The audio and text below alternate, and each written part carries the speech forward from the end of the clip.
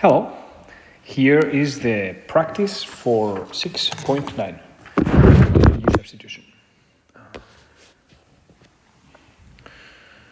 I won't explain much, but at the beginning maybe I'll explain a little bit more. Like here, what I'm noticing is that this is where U, the derivative of that is going to be 3x squared, so I'm seeing that x squared. I'm pretty sure that's going to work, because remember, if we were applying the chain rule, what we're doing is multiplying by the derivative, so that's going to work. So in this case, I'm going to choose my u as 1 plus x cubed.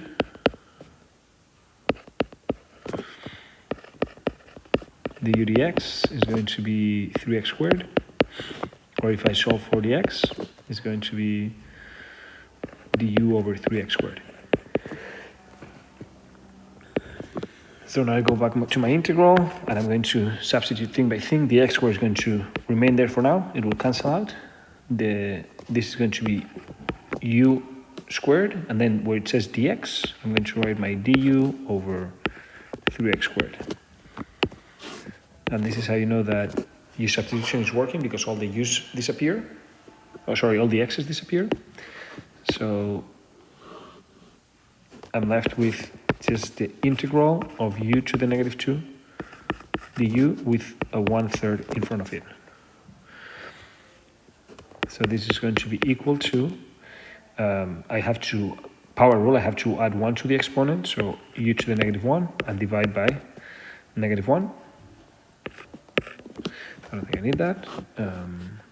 So that's going to be negative 1 over 3u plus c. Sorry, I should have put the plus c earlier also here.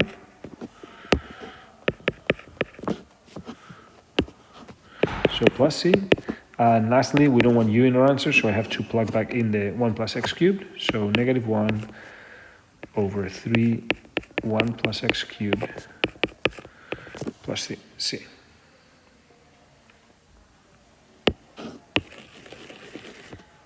Okay. Number 2, again, I see a composition of function here where the inside function is square root of x. And I know that the derivative of square root of x is 1 over 2 square root of x, so that looks pretty good. That's going to be the derivative, except for a 2. We'll have to add a 2 somewhere, but we'll do that in a second. So u equals square root of x. Du dx equals 1 over 2 square root of x. So dx equals 2 square root of x du. And now we go to our integral. So this is going to be cosine of u square root of x 2 square root of x du. So that's my dx. And then this cancels out, and the 2 can come in front of the integral. So this is going to be 2 times the integral of cosine of u du. The integral of the cosine is the sine, so this is going to be 2 sine of u plus c. And then I have to plug in u, so this is going to be 2 sine of square root of x plus c. And that would be the answer for number 2.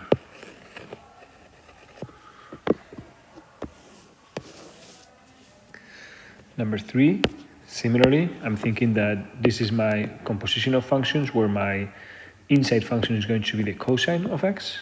And I know that the derivative of the cosine is sine or negative sine, but that's what it is here, so that's going to be the derivative. So I feel pretty good about, actually,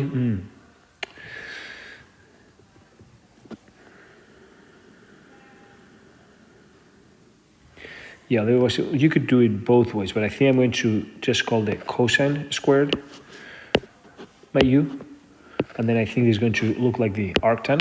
Hopefully you can see that, but let's give it a try. U equals cosine of x, so du dx equals negative sine of x, or if I solve for dx, I'm going to get du over negative sine.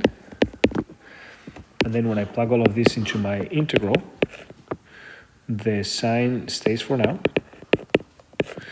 the 1 plus cosine becomes 1 plus u squared. And then the dx, I have to write du over negative sine of x. The sine with the sine cancels out. The negative can come to the front. So I have this. And maybe you can remember this is the antiderivative of the arctangent. So negative arctangent or inverse tangent of u, and in this case u was cosine, so I'm going to plug it directly, and that's going to be it.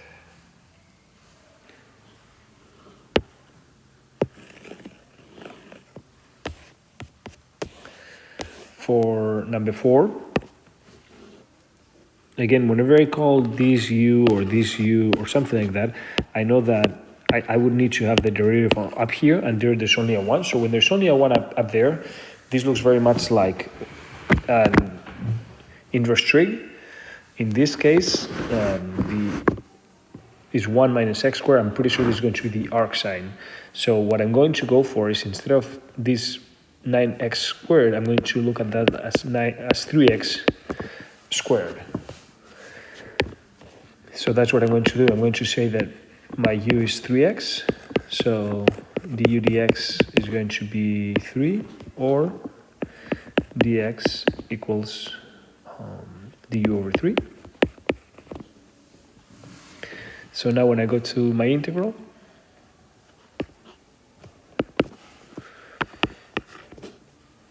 I'm going to write it like this: 1 minus, we said that this is u squared, and then where it says dx, I have to write du over 3.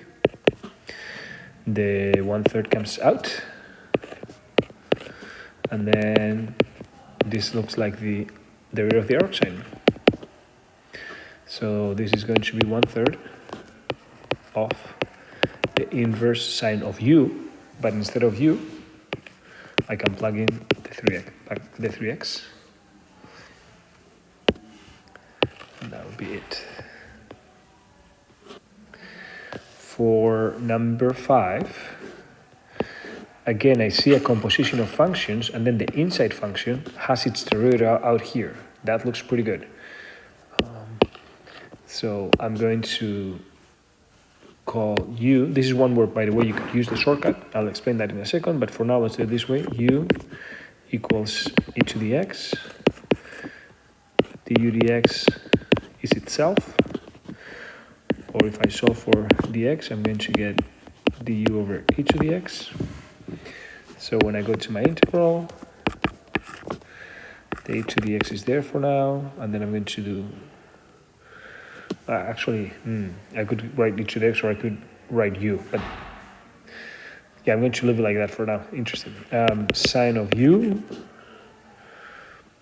and then where it says dx, I'm going to write du over e to the x. Yeah, so you could have written u here, but then you would have a u here, then you also can write u here, and then it cancels each other out. That's fine. Or I left it e to the x knowing that it was going to cancel out. Doesn't matter in this case. The important thing is that it cancels out,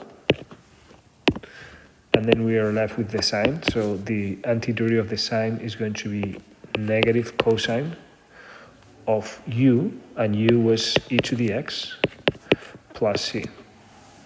Just a little reminder, if you like to do it the shortcut, this is what it will look like. When you know that this is part of that derivative, you can say, well, if I have the sine here, this is going to look something like cosine. Actually, whether in this case it just works directly, and then you can check. How do you check this? By saying, well, when I get the derivative of this, I should be getting the question. So what's the derivative of cosine of e to the x? And when you do the derivative, you're going to do the derivative of cosine is negative sine e to the x, chain rule, times the derivative of the inside, e to the x. So you see that you get everything right except for the sign, the negative sign, so you know that you need a negative sign here. And that would be the way to do it without having to explicitly write the u substitution. I'll do some other examples like that, but it's fine which way you want to do. Okay, number 6. Number 6 is one of those where it might be convenient to do some transformations before we do anything, because it's actually going to simplify a lot. Also, right now, I don't think I see any obvious way where this is not the derivative of that and that is not the derivative of this. So it's not straightforward. So what I'm going to do is I'm going to write the tangent as sine over cosine. And in this case, the cosine and the cosine cancel each other out. So we just have to do the integral of the sine, the antiderivative of the sine. And that's much easier. The antiderivative of the sine is negative cosine. And that's it.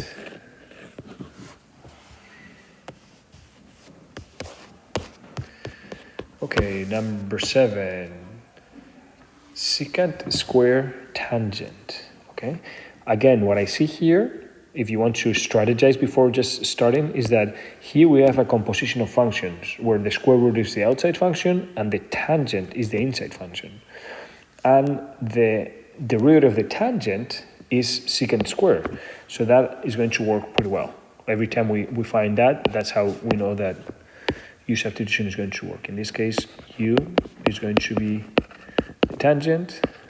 So du dx equals secant square, or dx is the u over secant square. So going back to plug that in, substitute that into our integral, we get the integral of the secant square stays here for a second. This is going to be the square root of the tangent, so that's going to be the square root of u. And then when it says dx, we're going to plug in all of this. Du over secant square. This is where the secants cancel out, so we got rid of all x's, that's the goal. And now we just have the integral of u to the negative 1/2. And that's going to be plus 1 on the exponent, so u to the 1/2 over 1/2. Or that's the same as 2 times the square root of u, and in this case u was tan, the tangent, plus c.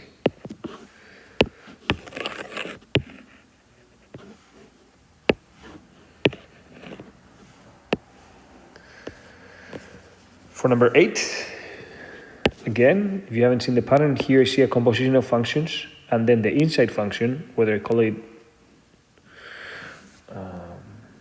this is different. So you might be tempted to say this arcsine, but if that's the difference, there's an x here, so the difference between 8 and 4 is that x. Here we had a 1 on top, here we have an x, so that's going to be a little different because this x is the derivative of this or of this. So in this case, we're going to do u equals the inside function, what's inside of the square root. The derivative of that is negative 2x. And if we solve for dx, this is going to be du over negative 2x. In our integral, that's going to look like dx stays for a second here. This is going to be the square root of u. And where it says dx, I'm going to write du over negative 2x. The x's cancel each other out.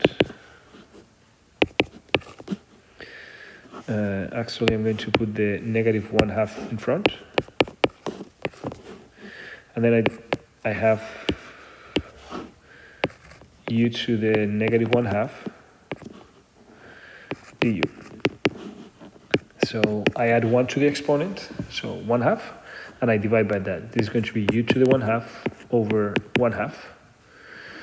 And that is the same as negative square root of u. These two are going to cancel each other out. So I'm left with negative, this is the 1/2, and the u in this case was 1 minus x squared plus c. By the way, I need the plus c. The plus c, you need the plus c as soon as you get rid of the integral. As soon as the symbol disappears, the integral symbol disappears, as soon as you calculate the antiderivative, that's where the c should appear. So that's our answer.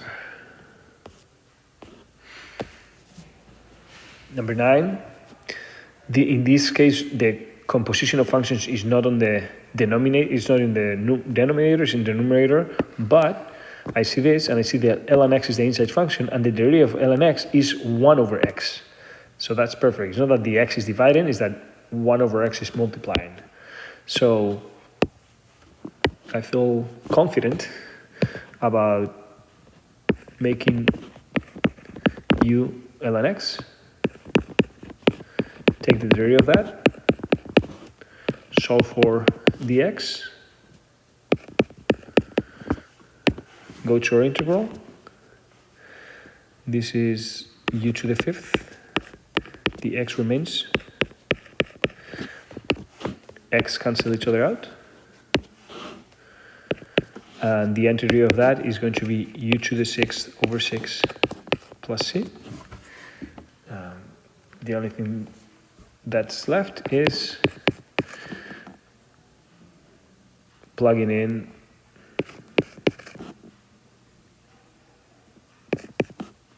what u was, and that would be our answer.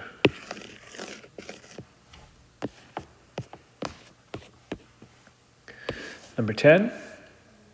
Number 10, again, there's a 1 on top, and there's some quadratic on the bottom, so this is going to look like like inverse trigonometry, in this case, arctangent. I want the bottom, I'm aiming to make this look like x squared plus 1, like that.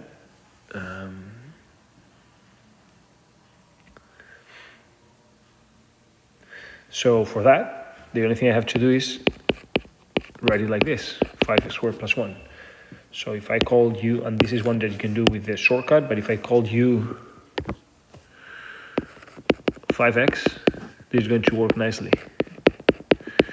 Take the derivative, solve for dx, back to our integral, u squared plus 1, and where it says dx, we have to write du over 5. The 1, 5 goes to the front, and then what's left is the arctangent, inverse tangent of u. In this case, u was 5x, and we are done.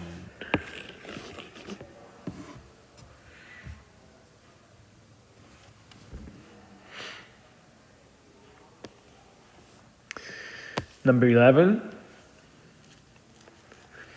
Something pretty crazy that you could do is you could use the polynomial expansion of this, probably using the Pascal's triangle to know the coefficients pretty big, and then multiply by this, like distribute all of this, but that would be a lot of work. So the quicker way is to realize that, again, here we have a composition of functions where the inside function is x squared plus 5x, and we can find the derivative of that right here, 2x plus 5. That's what tells us that it's a good idea to call u x squared plus 5x. Take the derivative, solve for dx, go back to our integral, plug things in. Every time we do this, you can see that the derivative at the beginning remains here. It will cancel out, and then we have u to the 7th, and where it says dx, we write du over 2x plus 5, and this is where they cancel out. This is going to be u to the 8th over 8 plus c, and if we plug in back the u, is going to be x squared plus 5x to the 8th over 8 plus c.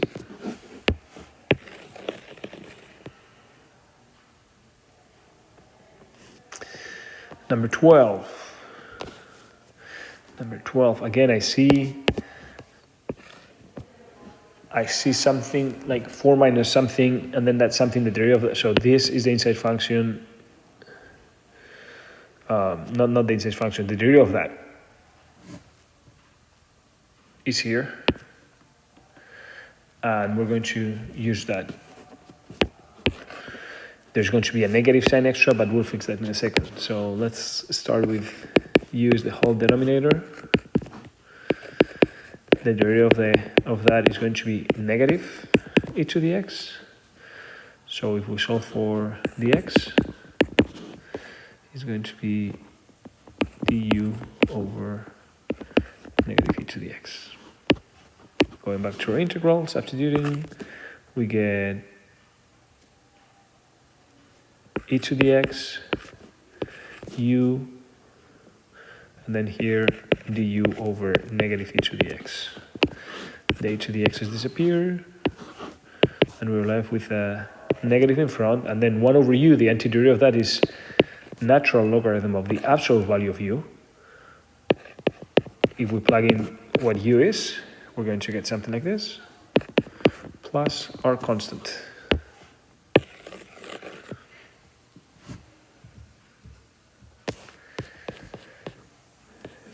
Now we are doing definite integrals, so we won't need the constant.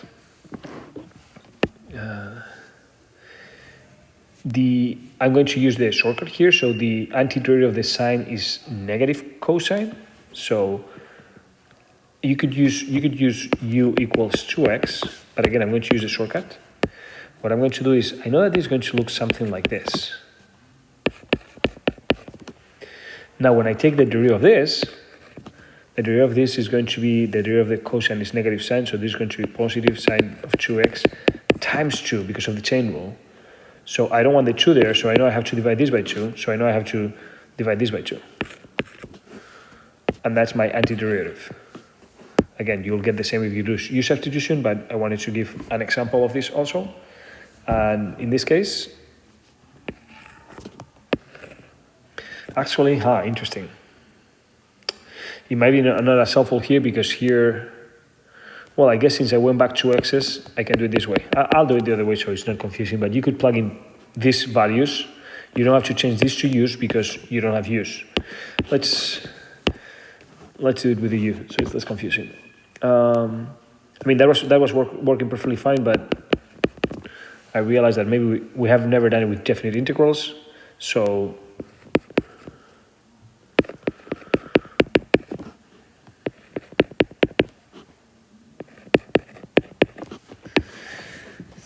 this is going to be, here I have to put 2 times 0 is 0. I'm plugging my limits of integration there. And then 2 times pi over 2 is pi. And where it says sine of 2x, I'm going to do sine of u. And where it says dx, I'm going to do du over 2. So this is the same as the 1/2 I like to put in the front. And then the antiderivative of the sine, which I said before, is negative cosine. So this is going to be negative cosine. Oops. Negative cosine of u, where u has to be evaluated between 0 and pi. So 1/2. Actually, I prefer to put I'm also going to bring the negative out, so I made less mistakes.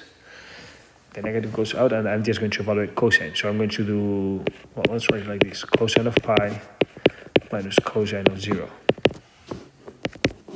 So in this case, we have 1/2.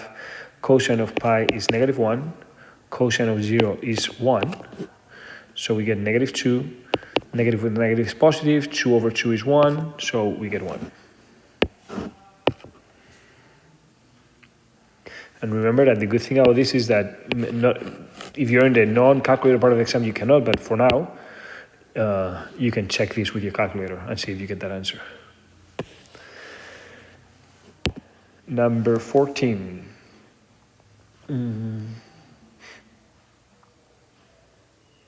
Number 14, first, what are we looking at? This is going to look like, again, if we put here this as 3t squared, this looks very much like the arctan. and that's what we're going for. So u is going to be 3t. The derivative of u is going to be 3. If we solve for u, we solve for dt,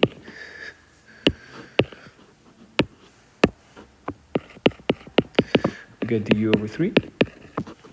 And now when we go to our integral, well, when I plug in negative 1/3 into u, I'm going to get that u has to be equal to negative 1. And when I plug in 1/3, same spot, I'm going to get 1. So the integral goes from, u goes from negative 1 to 1. And then this is 1 over 1 plus, in this case, going to be u squared. And where it says dt, I have to write du over 3. So the 1/3 comes to the front. The antiderivative of that is the arctan, inverse tangent of u. And in this case, I don't have to plug this back in because I'm going to use these numbers, these limits of integration. So I can just say the arctangent of u to be evaluated because between negative 1 and 1. So the arctangent, first at 1, the arctangent of 1 is that if you think of the unit circle, where does the line have a slope of 1? And that's going to be pi over 4. So this is going to be pi over 4 minus, and where does it have a slope of negative 1? And there's going to be a negative pi over 4. So negative pi over 4. I don't need a plus c because it's a definite integral, so negative and negative positive, I get pi over 2. Divided by 3 is going to be pi over 6. Number 15. This is one where we do have a 1 here, up here, but this is not quadratic, so this is not inverse trig. Actually, the derivative of this inside function, 2x minus 1, is 2, so actually the derivative is up there. We don't need any x's, so whenever we just have a number, the numbers are easy to deal with in antiderivatives. So we're going to say that u is the inside function, so what's inside the square root. The derivative of that is going to be just 2. So if we solve for the x, that's going to be du over 2.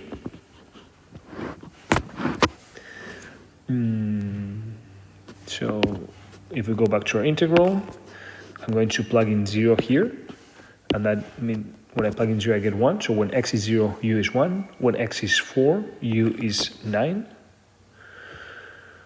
And then inside the integral, this is going to be the square root of u. And where it says dx, I have to put du over 2.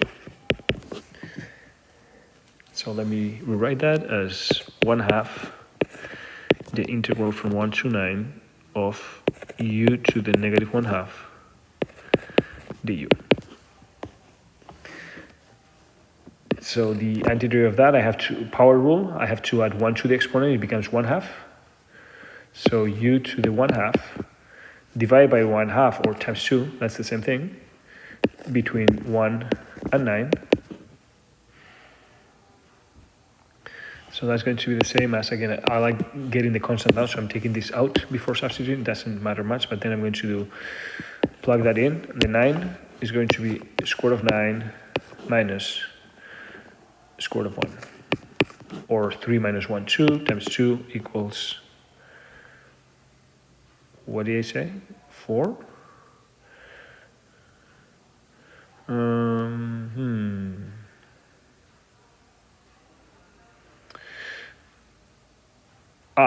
Did I completely forget this 1/2? Yes, there's a 1/2 here. Okay, so the 2 disappears, that makes more sense. Sorry for that. So this is where we are at. And this is going to be 3 minus 1, 2. Okay. First mistake, I think, or that I listed the cuts after 15 problems. Not bad, not bad. Okay, how much? Yeah, let's keep going. 16. Here, again, I see a product of two things and we don't know how to do products, like the antiderivative of the products, but we can look for the derivative of one thing or the other. And here, we know that the derivative of the tangent is the secant squared. So the derivative of the tangent is the secant squared. So what we can do here is called u is going to be equal to the tangent, and then probably the secant will take care of itself, we'll see. So dx equals du over secant square of x. And if we go back to our integral, we can change our limit of integration. So when I plug in negative pi over 4 here, the tangent of negative pi over 4 is negative 1. Again, that's what's the slope of this line, and the slope is negative 1. Excuse me. And when I plug in 0, tangent of 0 is going to be 0. And then here we get u. So that's that. And that is going to be secant square of x. And then when I write dx, I'm going to write all of that. So du over secant square of x. Secant cancels each other out. So we just have the antiderivative of u, and that's going to be u squared over 2 to be evaluated between negative 1 and 0. So first I plug in the top one and I get 0 minus, and then I plug in the bottom one. The negative 1 squared is going to be 1 over 2, so negative 1/2.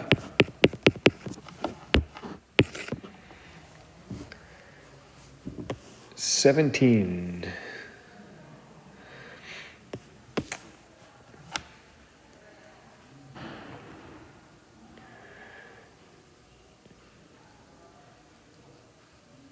Here we have secant and tangent, and it's one of those where I cannot easily see that these are connected, that one is the derivative of the other one. So what I'm going to do is I'm going to transform that a little bit. I'm going to do some manipulation first. So I know that the secant is 1 over cosine, and I know that the tangent is sine over cosine.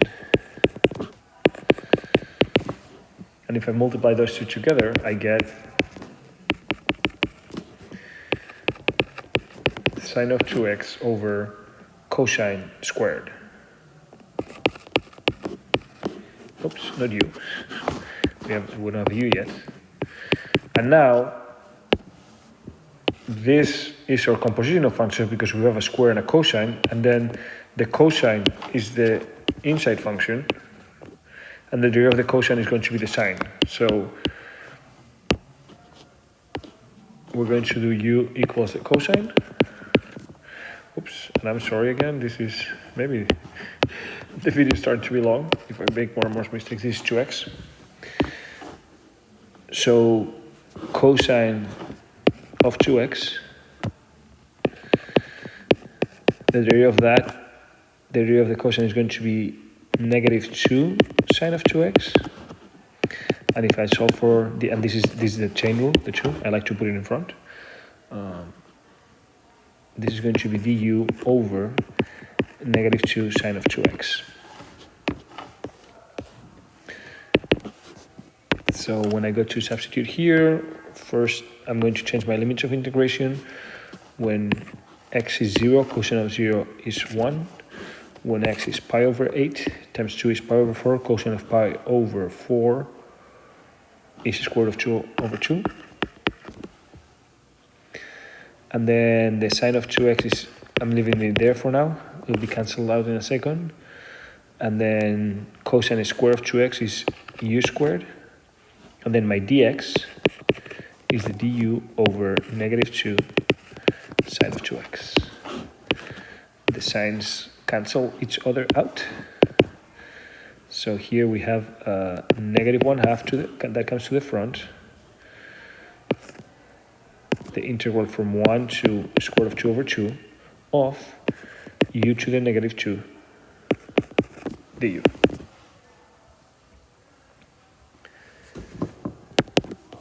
Okay, so the negative 1/2 remains.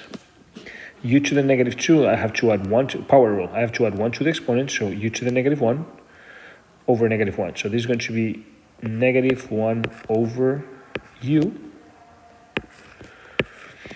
between 1 and the square root of 2 over 2. And oftentimes, I make a lot of mistakes with signs. That's why I like to take this out. So I'm going to do that first. So I'm going to make this a plus and this a plus before I substitute. And now when I substitute, I get the 1/2 stays in front. And when I substitute, I get 1 over square root of 2 over 2. Oops.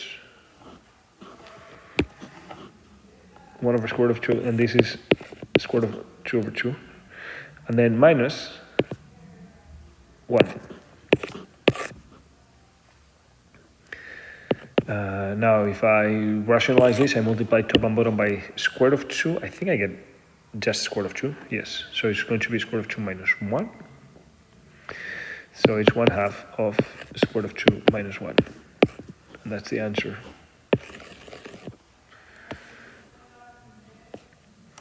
Number 18.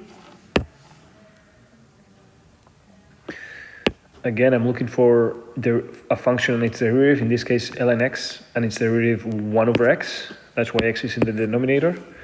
So that's a safe bet when I find that. I'm going to do u equals the natural logarithm, the derivative of that. Solve for the x.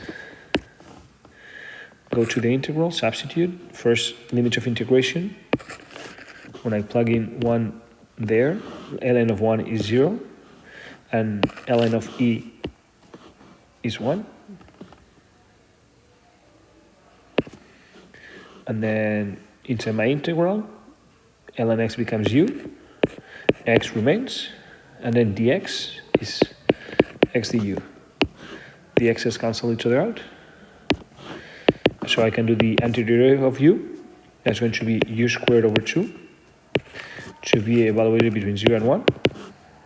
And again, I like getting out everything I can, but you don't have to do it this way. So I'm putting the 1/2 in front, and then I'm going to do 1 squared minus 0 squared. So in this case, the answer is 1/2.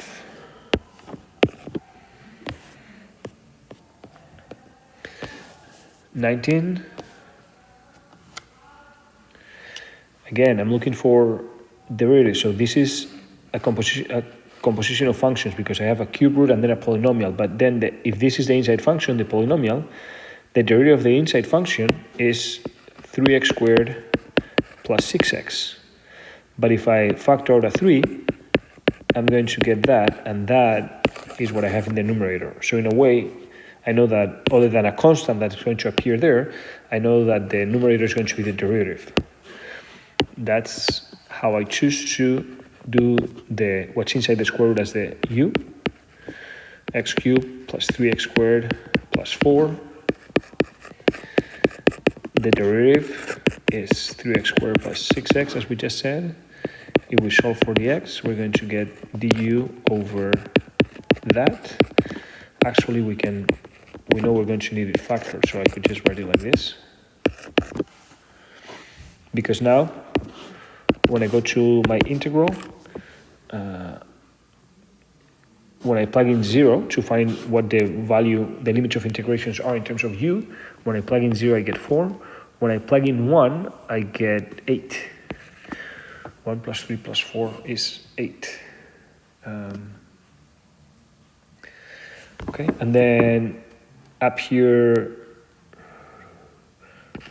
I get the x squared plus 2x that it's going to cancel out in a second.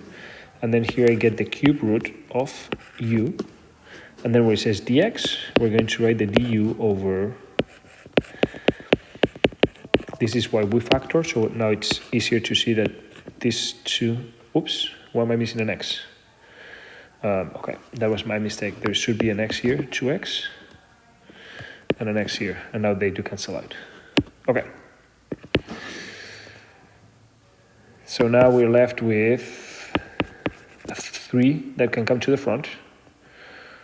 And then I'm going to write this as u to the negative 1/3. The antiderivative of that is add 1 to the exponent, so u to the 2/3, divided by 2/3 or times 3/2. And again, in my head, this comes out immediately, so I don't have to plug it in twice. So 1/3 times 3/2 is going to be 1/2. And now I have 8 to the 2/3 minus 4 to the 2/3.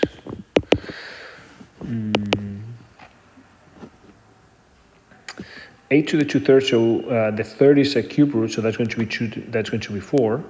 So we have 1/2 of 4. And this other one, I don't think it simplifies as nicely because that's going to be the cube root of 16. We can leave it like that.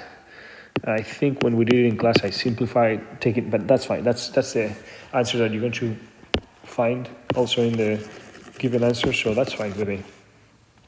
If you wanted to, what you could do is you could get out of here an 8. So this would look like this. The 8 comes out as a 2, cube root of 2, and then you can still divide by 2, so this is going to look like this, which I think is nicer, but either is fine.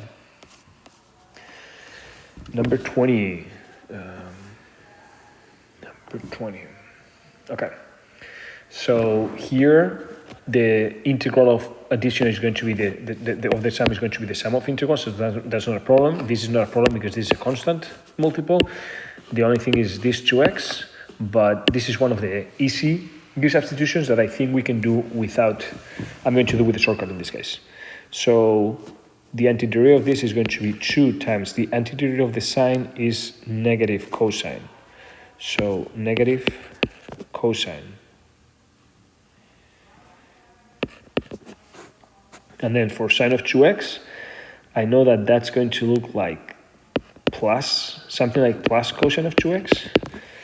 But when I do the derivative, I need to check if this works. The derivative of cosine of 2x is like, oh yeah, I forgot a negative, so this is going to be negative.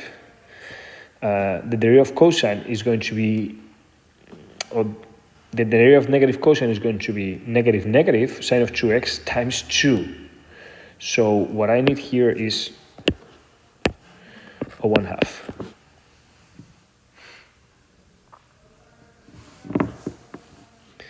That's the guess and check method. If you don't like that, and that's perfectly fine, you can do that, but I wanted to do at least a couple on this video in case someone is interested in that. You should be getting the same thing. Okay, and then in this case, we don't have to plug in u. You won't have to find the new values of u because we're doing it in terms of x if you do it this way. If you did u substitution, you would have to, since u was 2x, then the integral would be from 0 to 2 pi. But here we're working with x's, so this is what we've got.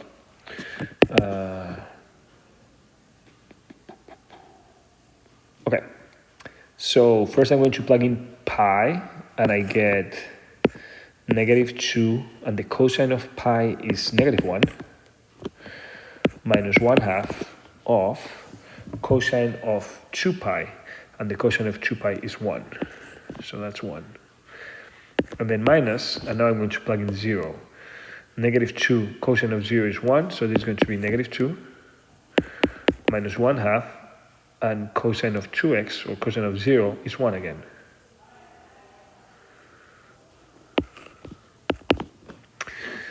I don't know, too many negatives. I might have made a mistake here. I'm going to check in a second. 2 positive minus 1/2 plus 2 plus 1/2 equals 4.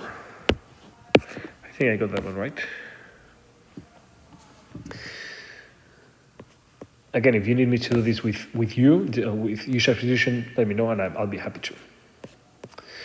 Okay, so test prep. Yeah, let me finish. Yeah, not a lot to go. Maybe it might be a long video, but number 21. Okay, so what are we going to do here? I'm going to do the antiderivative. The antiderivative of this, again, I see that the derivative of that is that. Well, really it will be 2x, but I don't care. I can fix the 2. So I'm going to do u equals x squared plus 6, du equals 2x, so du dx equals 2x, so dx equals du over 2x. So then my integral from 0 to k, and I know it's weird that there's a k there, but it doesn't matter. We're just going to do what we know how to do, and then we'll figure out the rest. There's an x here, there's a u here, and here there's a du 2x. Dx and dx cancels out. So we get 1/2 of the antiderivative from 0 to k of u to the negative 1. Sorry, I don't need that. That's a natural logarithm. It's not a power. I was wording like that for the power rule, but that's not a power rule. Okay, so this is just going to be ln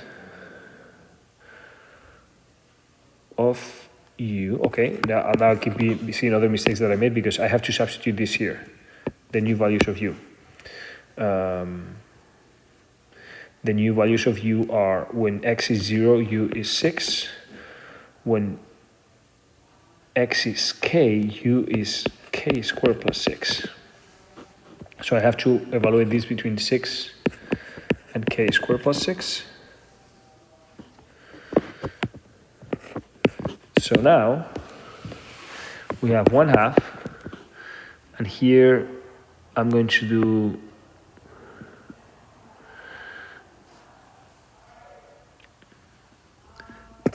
ln of k squared plus 6, that I can drop the absolute value because that's always going to be positive, minus ln of 6. Okay, this is my answer. This is the answer to my antiderivative, but I want to make that equal to 1/2 ln of 6. So this has to be equal to 1/2 ln of 6. Now, if I look this as an equation, I can multiply both sides by 2. I can probably add ln 6 on both sides, so I get ln of k squared plus 6 equals 2 natural logarithm of 6. Or with properties of exponents, I know that this can go here. With properties of logarithms, I know that the coefficient in front can go inside the logarithm as an exponent, so ln of k squared plus 6 equals ln of 36. So now, since these two look the same, for the ln, for the natural logarithm to be equal to the natural logarithm, the inside has to be equal to the inside. So k squared plus 6 has to be equal to 36, or k is going to be plus or minus the square root of 30, but since they say that k is positive here, then the answer is going to be B. Number 22. Okay, this looks like some property integral. Okay, yeah. So I'm going to start with what they give me, and I'm sure that I'll end up using this after using u substitution or something, but I'm going to start with what they give me. And so I'm starting from this. And here again, I'm looking for this a composition of functions here. And the inside function, the derivative of that is 2x, so it's there. So that's what I'm going to do. So I'm going to say that u is x squared plus 3. The derivative is 2x plus 3. Oops. Oh, there's no x here. That's the confusion. The derivative is 2x. So if I solve for the x, I get du over 2x. And if I go back to my integral, the limits of integration, I'm going to plug them in. When I plug in, when x is 1, u is 4. And when x is 4, u is 19. And that's where that looks pretty good because I'm getting what they're giving me. And now the x remains. In this case, I get f of u, and where it said dx, I'm going to write du over 2x. X cancel out, and then I get that this is equal to, the 1/2 comes to the front, and then this is the value that they were giving me. This is that, so that is 10. So I get 1/2 of 10, or 5, and that would be B. And then lastly, I think this is the last question. This looks to me like an arc sign, where I would like this to be 1 minus x squared, or 1 minus something squared. So the first thing I'm going to do for that is I'm going to divide the top by square of the bottom, this by square of 16, and that's the same as dividing this by 4. Okay, so I'm going to get this 4 comes to the front, so I'm going to get a 1/4, the integral of 1 over, and here I get 1 minus x squared over 16 in a square root.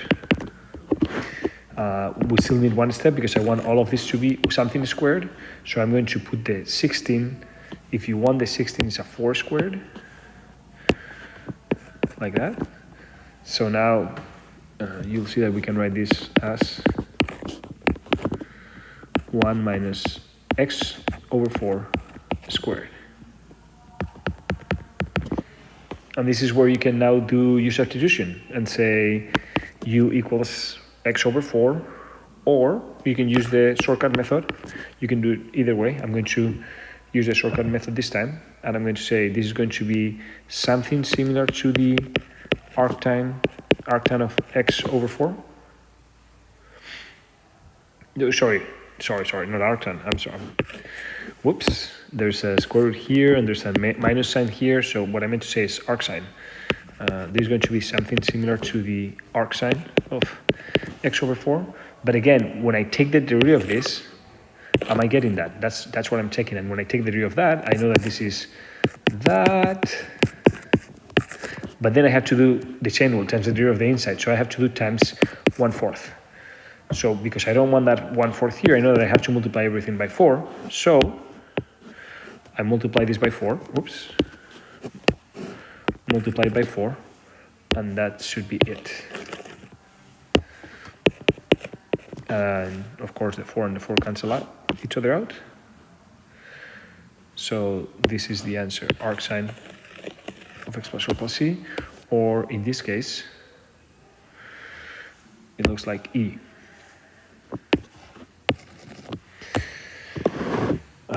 Yeah, that's all the practice for this topic. Let me know if that was helpful and if you want more videos like this. Thank you.